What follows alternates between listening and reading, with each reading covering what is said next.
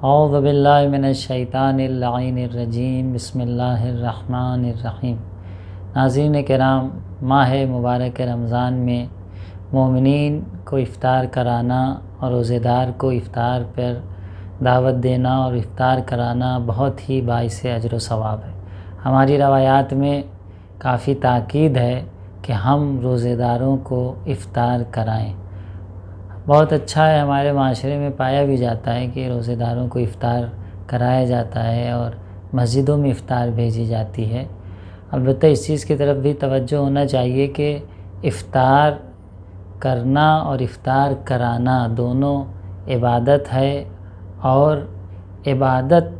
کا عمل ہے، اس لیے اس میں دنیا داری اور ظاہری دکھاوا اور اس پر فنکشن کرنا اور اس طرح سے ظاہر کرنا کہ جس طریقے سے شادیوں میں ہوتا ہے، تو ایسی چیزوں سے ہم پرہیز کریں۔ لیکن جو ضرورت مند ہیں، جو واقعاً محتاج ہیں، جو ضرورت مند ہیں، جن کے افطار کے وقت جن کے دسترخوان خالی نظر آتے ہیں،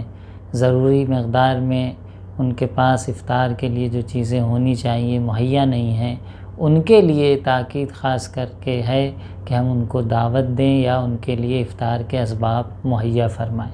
آئیے روایت معصومین علیہ السلام میں بررسی کرتے ہیں اور دیکھتے ہیں کہ ایک روزے دار کو افطار کرانے کا کیا اجر و ثواب ہے۔ چھٹے امام جعفر صادق علیہ السلام فرماتے ہیں کہ روزے دار کو افطار کرانا خود روزہ رکھنے کے برابر ثواب رکھتا ہے، یعنی جس شخص کو آپ افطار کرا رہے ہیں اسے جو روزہ رکھنے کا اجر و ثواب مل رہا ہے وہ تو ملے گا ہی، اس کا اجر و ثواب آپ کو بھی ملے گا، یعنی اس کے اجر و ثواب سے کچھ کم بھی نہیں ہوگا اور آپ کو اس کا اجر بھی مل جائے گا۔ تو یہ بہت عظیم ثواب ہے کہ انسان ایک شخص کو افطار کراتا ہے تو اس کے تمام روزے کا ثواب بھی اس کو مل جاتا ہے۔ یا رسول گرامی اسلام سے مروی ہے کہ آپ نے فرمایا مولا کائنات سے کہ یا علی ثلاث فرحات للمؤمن فی الدنیا، تین خوشیاں ہیں مومن کے لیے دنیا میں، ثلاث فرحات للمؤمن فی الدنیا۔ پہلی خوشی کیا ہے؟ لقاء الاخوان، اپنے برادر ایمانی سے ملنا، ملاقات کرنا، ان سے گفتگو کرنا، ان سے ملاقات کرنا، ایسی باتیں کرنا جو دین اور حلال باتیں ہیں جس میں برائی یا غیبت یا کوئی گناہ شامل نہ ہو، یہ خود مومن کے لیے باعث فرح ہے۔ دوسری چیز تفطیر الصائم، روزے دار کو افطار کرانا مومن کے لیے باعث خوشحالی بنتا ہے۔ یقیناً اگر روزے داروں کو افطار کرانے سے کسی کے دل میں خوشی پیدا ہوتی ہے، اسے خوشی ملتی ہے، تو سمجھے کہ یہ ایمان کی ایک علامت ہے۔ والتہجد من آخر اللیل، اور مومن کی خوشی میں سے ایک خوشی یہ ہے کہ وہ رات کے آخری حصے میں اللہ سے راز و نیاز کرنے کے لیے اٹھ جاتا ہے، تہجد کرتا ہے، نماز شب پڑھتا ہے یا خدا سے راز و نیاز کرتا ہے۔ آخری حدیث آپ کے سامنے پیش کریں کہ کیا عظمت ہے روزے داروں کو افطار کرانے کے لیے، کہ سرکار ختمی مرتبت فرماتے ہیں کہ جو شخص کسی روزے دار کو ماہ رمضان میں افطار کرائے، ملائکہ تمام رمضان کی راتوں میں اس پر درود بھیجتے ہیں۔ اب آپ سوچئے کہ ملائکہ جو کہ